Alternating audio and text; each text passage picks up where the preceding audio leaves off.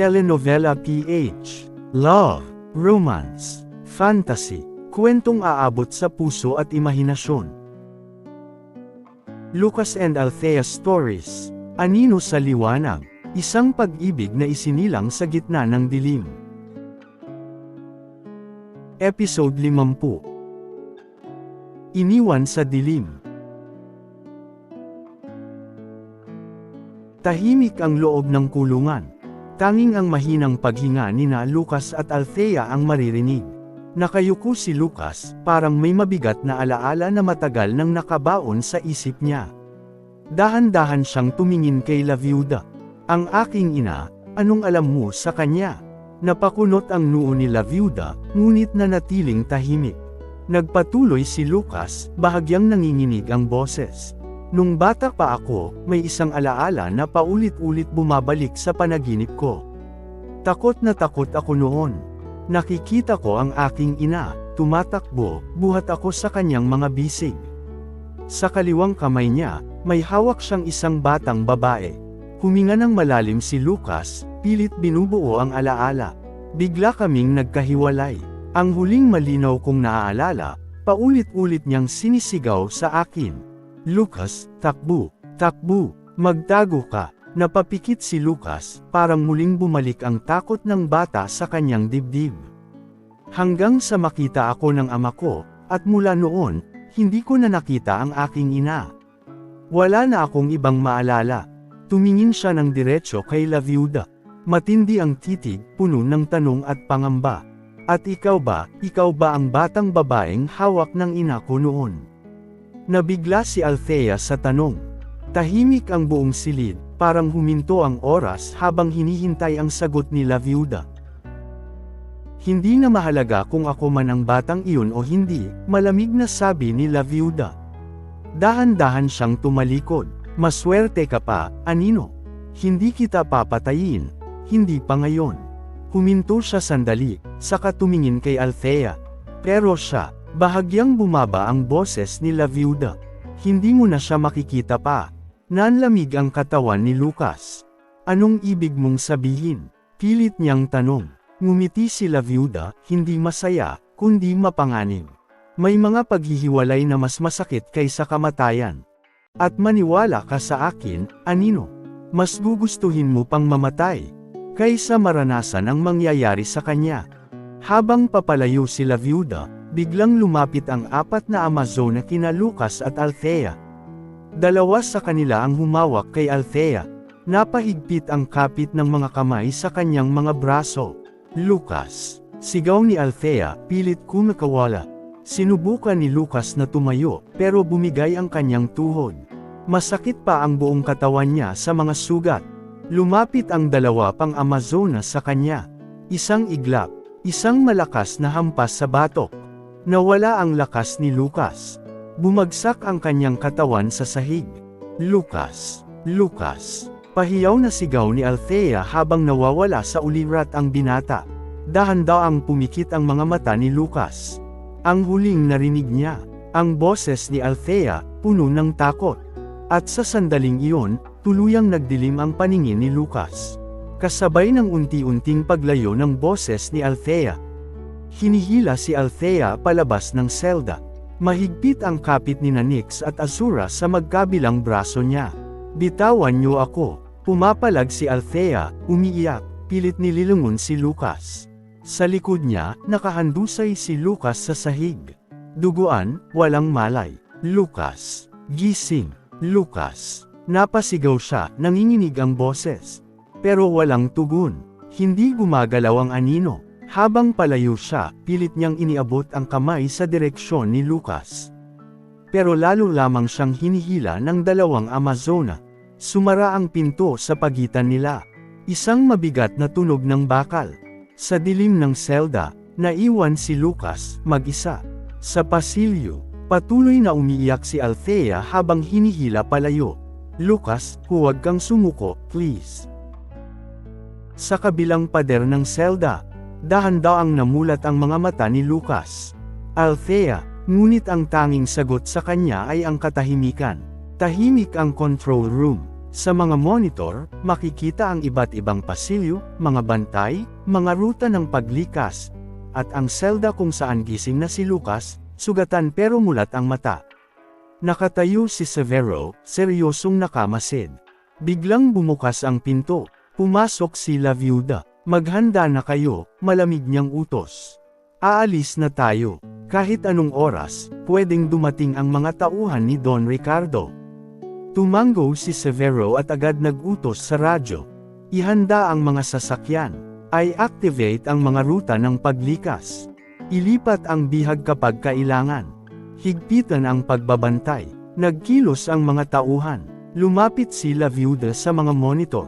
Huminto ang tingin niya sa screen kung saan nakikita si Lucas, duguan, pilit tumatayo sa loob ng selda. Sandaling nanahimik ang silid. Hahayaan kitang mabuhay ngayon, anino, wika niya, mababa ang tinig. Hindi dahil naaawa ako sa'yo. Bahagya siyang ngumiti, mapait. Kundi dahil may isang buhay na minsan akong iniligtas. Tapos na ang kabayarang yun. Tumulim ang tingin niya sa monitor. Sa susunod na magkita tayo. Wala nang utang. Wala nang dahilan para magpigil. Tumalikod si La Viuda. Sa monitor, kumuyam ang kamao ni Lucas. Ramdam niyang may paparating na mas malaking bagyo. Tahimik ang loob ng selda. Tanging ang tunog ng sariling paghinga ni Lucas ang maririnig. Masakit ang buong katawan niya. Ramdam pa rin ang bigat ng mga sugat, sa balikat, sa tagiliran, sa ulo. Pero gising na ang diwa niya. Bigla, may dumagundong na tunog sa malayo. Hindi ito yabag ng paa. Hindi rin huni ng makina sa loob ng pasilyo. Ito ay ingay ng makina ng sasakyan. Parang umaandar, parang marami. Napadilat si Lucas. Dahan-dahan siyang tumayo, sumandal sa malamig na pader ng kulungan. Umaalis sila, mas lalo siyang kinabahan. Ibig sabihin, gumagalaw na ang Rosa Negra. Ibig sabihin, may binabago sa plano. Sumilip siya sa makipot na siwang ng pinto. May aninong dumaan sa labas, mga tauhang nagmamadali, may daladalang gamit. Hindi ito normal na galaw ng mga bantay. Ito ay paglikas. Sa loob ng kulungan, tahimik si Althea sa kabilang sulok, nakaupo, yakap ang sarili. Hindi niya alam ang ibig sabihin ng tunog na iyon. Pero si Lucas, alam niya. Mahina siyang nagsalita, halos pabulong. Umaalis na sila, at sa sandaling iyon, mas lalo niyang naramdaman. Nauubos na ang oras nila. Umuugong ang makina ng mga sasakyan sa dilim ng gabi. Isang mahabang convoy ang dumadaan sa makikitid na daan, mga itim na SUV, tahimik ngunit mabigat ang presensya. Sa loob ng pangunahing sasakyan, tahimik na nakaupo si Don Ricardo Monteverde. Hindi niya inaalis ang tingin sa maliit na screen sa harap niya, isang mapa na may kumikislap na pulang tuldok. Doon nakaturo ang huling lokasyon ni Lucas. Sa katabi niya, si Miguel Reyes, tahimik, ngunit halatang tensyonado. Mahigpit ang hawak sa kanyang kamao. Kung mali ang intel na to, mahinang wika ni Miguel. Baka huli na tayo pagdating. Hindi sumagot si Don Ricardo. Tanging ang malamig niyang titig ang nagsilbing sagot. Sa likurang sasakyan, nakapwesto ang tatlong kalasag.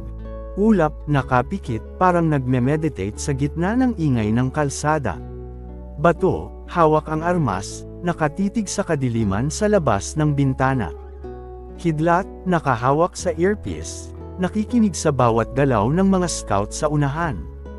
May galaw sa loob, ulat ni Kidlat. May mga sasakyang palabas ng compound. Mukhang naglilipat na sila ng posisyon. Napatingin si Miguel kay Don Ricardo. Umaalis na sila, bulong niya. Baka ililipat na nila si Althea.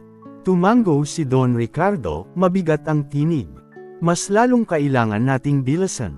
Sumirit ang mga sasakyan. Mas bumilis ang takbo sa madilim na daan. Sa isip ni Miguel, isang pangalan lang ang paulit-ulit na bumabagabag. Lucas. Hindi niya alam kung anong itsura ng kalagayan ng anak niya sa oras na ito. Hindi niya alam kung buhay pa ba siya, o kung anong kapalit na naman ang ibinayad nito para makalapit sa liwanag. Tahimik ang loob ng kulungan. Sobrang tahimik. Mag-isa na lang si Lucas, nakaupo sa malamig na sahig, nakasandal sa pader. Masakit ang katawan niya, nanginginig pa ang mga kamay. Huminga siya ng malalim. Althea, mahina ang bulong niya, parang umaasang maririnig ito sa kabilang dulo ng dilim. Pero ang tanging sumagot ay ang tunog ng bakal. May malalayong yabag, may ugong ng mga makina. Parang may paggalaw ng mga sasakyan sa labas ng pasilidad. Napamulat si Lucas. Umaalis sila, o may paparating. Biglang may dumaan na liwanag sa ilalim ng pinto. Anino ng mga taong nagmamadali, may daladalang gamit. Unti-unting kumunat ang noo ni Lucas. May nagbabago, bulong niya sa sarili. Ramdam niya na hindi na pareho ang takbo ng lugar.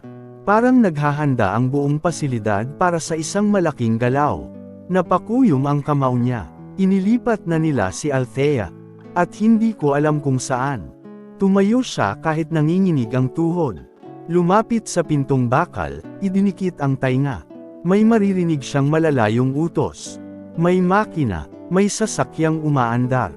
At maya-maya, biglang tahimik ang paligid. Nakatayo si Lucas sa loob ng kulungan, nakatitig sa pintong bakal. Wala na ang mga Rosa Negra. Wala na ang mga yabag. Wala na ang ingay ng makina. Iniwan siya. Unti-unting napagtanto ni Lucas ang katotohanan. Buhay siya, pero iniwan. At mas masakit, bihag pa rin si Althea. Napahawak siya sa pader, pilit kinokontrol ang galit at takot sa dibdib. Althea, mahina niyang bulong. Hindi pa ito ang katapusan. Sa loob ng mga sasakyan, nakasuot ng itim na kagamitan ang mga tauhan ni Don Ricardo. Kasama si Miguel at ang tatlong kalasag.